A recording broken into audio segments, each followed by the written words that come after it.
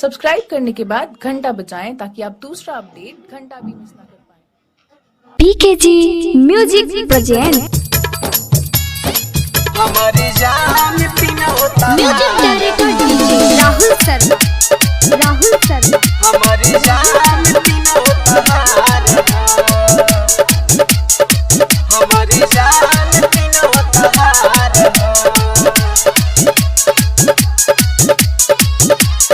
जान पीना होता तहरा बिना खाना पीना तहरा बिना खाना पीना लगे कि सब बेकार है।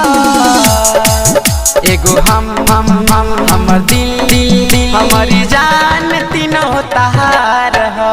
एगो हमर दिल हमारी जान तीनों तहार है। हमारी जान तीनों तहार हमारी जान तीनों तहार प्रेजेंट बाय पीकेजी म्यूजिक। जब से देखले बहनी रानी तोहरे चढ़ली जवानी हो ठीक से ना हम खाना खानी ना पीले पानी हो ना पीले पानी हो।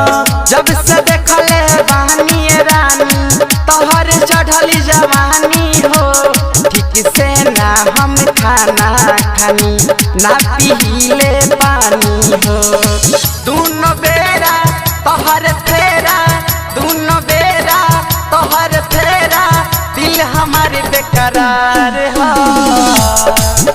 एगो हमर दिल हमारी जान तीनों तहार है।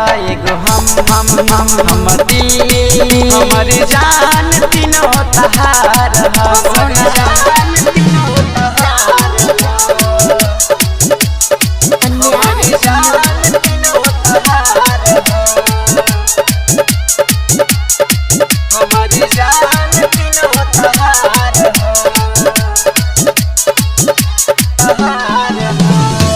कहे हाला चलवाए गोरी तोहरे रोग लगावल हो। पहिले रहनी दीवाना हम तो पागल तुहरे बनावल हो पागल तुहरे बनावल हो।